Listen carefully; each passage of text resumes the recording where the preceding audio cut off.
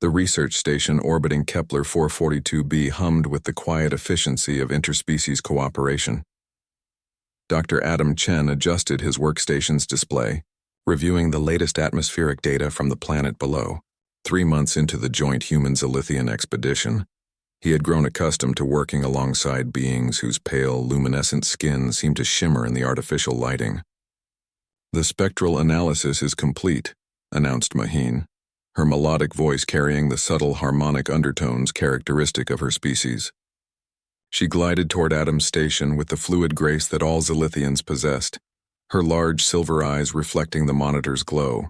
Adam looked up from his work, noting something he'd observed countless times but never quite understood. Maheen's eyes, beautiful as they were, seemed to track movement and shapes with precision, yet she often hesitated when identifying objects, relying heavily on texture and thermal readings. "Maheen," Adam said carefully, "can I ask you something personal?" Her head tilted slightly. A gesture he'd learned indicated curiosity. "Of course, Adam, how do you see the world?" "I mean specifically, what do you see when you look at that plant specimen?" He gestured toward a vibrant red flowering plant they'd collected from the planet's surface. Maheen's expression grew thoughtful. "I see its form, its texture, the way heat radiates from its surface differently than the surrounding materials. The plant appears distinct from its environment." She paused. "Why do you ask?" Adam's heart sank as understanding dawned. The Zilithian visual system, as documented in their first contact protocols, processed only light intensity and basic wavelength variations. They were essentially colorblind by human standards, seeing their world in what humans might describe as elaborate shades of gray. "Maheen, what if I told you that flower isn't just distinct, it's red? Brilliantly, vibrantly red, like—" He struggled to find a comparison she might understand. "Like thermal radiation made visible but more beautiful than anything you've experienced through heat sensors." Her large eyes widened. "Red? This is one of your colors, isn't it?" "One of millions," Adam confirmed. "That flower is red, but the stem is green. A different sensation entirely, like the feeling of cool water, but for the eyes. And look here." He pulled up an image of Earth on his tablet. "The sky is blue like serenity itself, and the clouds are white like pure light scattered into perfect softness." For the first time since he'd known her, Maheen appeared deeply troubled. She stared at the image, then at the flower. Her bioluminescent skin flickering in patterns Adam had learned indicated distress. "You mean to tell me," she said slowly, "that your species experiences an entire dimension of reality that mine cannot?" Adam's engineering mind was already racing. "Not cannot," he corrected. "Does not currently. But what if we change that?" The next 3 weeks blurred together in a frenzy of research and development. Adam dove into Zilithian physiology, studying their optical systems, neural pathways, and brain structure. Their eyes could detect the wavelengths, the hardware was there, but their brains had never developed the software to process chromatic information as distinct sensory experiences. Working 18-hour days, Adam designed a revolutionary piece of technology. Neural interface glasses that could translate color wavelengths into electrical impulses, feeding directly into the Zilithian visual processing centers through biocompatible neural transmitters. The breakthrough came when Adam realized he didn't need to teach Maheen's brain what red meant. He just needed to give it a new type of signal and let her consciousness create its own interpretation of the experience. "Are you certain this is safe?"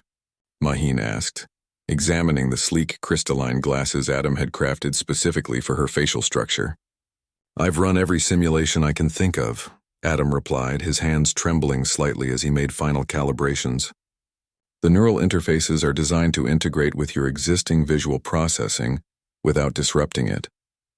You'll still see everything you always have, but now you'll see more." Maheen positioned the glasses carefully. Adam held his breath as the neural interfaces synchronized with her optical centers. Her biosignature on his monitors showed increased neural activity in previously dormant regions of her visual cortex. I don't understand what I'm—" Maheen's voice trailed off as she looked around the laboratory. Her eyes fell on the red flower they'd discussed weeks earlier. Adam watched as Maheen's entire body went rigid. Her bioluminescent skin began pulsing in rapid, chaotic patterns. She turned toward the viewport showing the planet below, with its swirling atmosphere painted in blues and whites and browns. "This is," she whispered, "this is what you see?" All of this richness, this depth, tears, actual tears, something Adam had never seen from a Zilithian, began streaming down her face as she looked from object to object, discovering a universe of chromatic beauty that had always surrounded her but remained invisible. She moved to the hydroponic garden, reaching out to touch a yellow sunflower. This light. It's like warmth, but not physical warmth. It's joyful warmth? That's yellow, Adam said softly. And yes, many humans associate it with joy and warmth. Maheen spent the next hour in what could only be described as sensory rapture, exploring the visible spectrum with the wonder of a child. She laughed at the purple nebula visible through the observation deck, gasped at the green of the growing plants, and stood transfixed by the rainbow generated by the station's prism-based light fixtures. Finally, she turned to Adam, her silver eyes now capable of seeing the warm brown of his hair, the varied tones of his skin, the deep blue of his eyes. "How do I thank someone for giving me an entire new dimension of existence?" she asked, her voice thick with emotion. Adam smiled. "You don't need to thank me. This is what humans do. We see problems and we find solutions. We see limitations and we break through them. We see friends experiencing less than their full potential, and we move heaven and earth to change that."